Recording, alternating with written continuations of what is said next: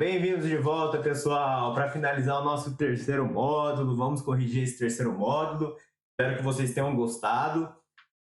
Então, vamos lá. A primeira tarefa era para observar o gráfico disposto no link e determinar quais são as variáveis independente e dependente, o conjunto domínio e o conjunto imagem, e qual é a regra que associa os dois conjuntos. Então, se a gente observar da bomba de combustível, a gente consegue perceber que a quantidade de litros está variando de 0 a 30. Então, o domínio são os valores que pertencem ao conjunto dos reais e vão de 0 a 30. E a imagem? Bom, se a gente observar aqui no preço, varia de 0 a 150. Então, a imagem são os valores que pertencem ao conjunto dos reais e vão de 0 a 50. Bom, e qual é a minha variável dependente e a minha variável independente? Litros é a minha variável independente, está sendo representada por L em letra minúscula. E a minha variável dependente é o preço, porque o preço depende da quantidade de litros. Dessa forma, conseguimos estabelecer a regra, que é o quê? O preço, dependendo da quantidade de litros, P de L, é igual a 5 vezes a quantidade de litros. Então, a cada litro que eu coloco, aumenta R$5. Se eu coloquei 1 litro, vai custar 5. Se eu coloquei 2 litros, vai custar 10. 5 vezes 2 é 10.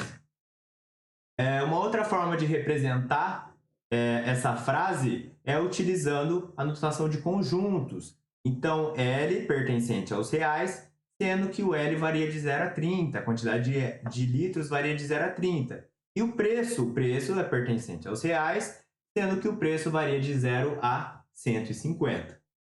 Fechado? Então, essa foi a primeira tarefa. Vamos para a segunda, que eu pedi para vocês imaginarem, né, que vai abastecer o seu automóvel e fica observando a bomba de gasolina.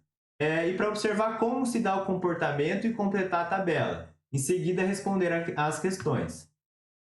Então, a gente ali na nossa tabela, a quantidade de litros já determinada. A gente pode perceber, então, usando o controle deslizante, que para 0,1 litros, o preço seria R$0,5 ou 50 centavos.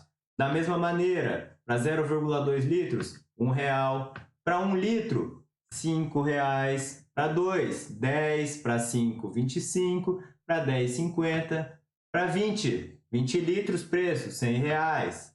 Para 30, R$150.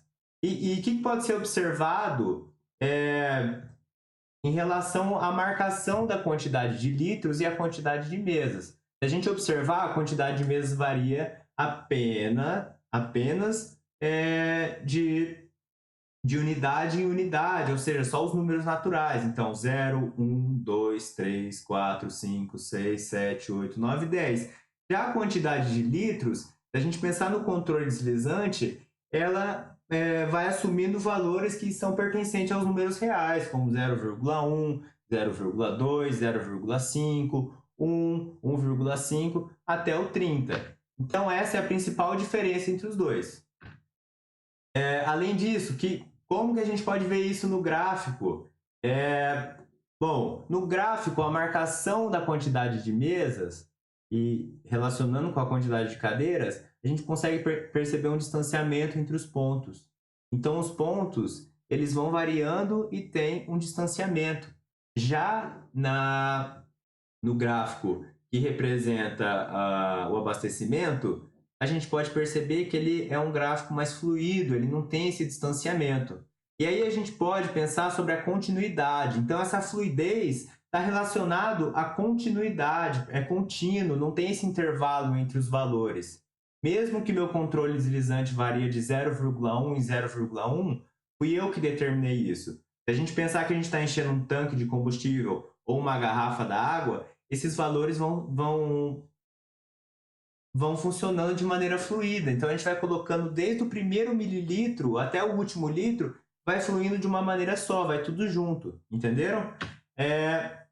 Bom, vamos para a terceira tarefa, corrigir essa terceira tarefa.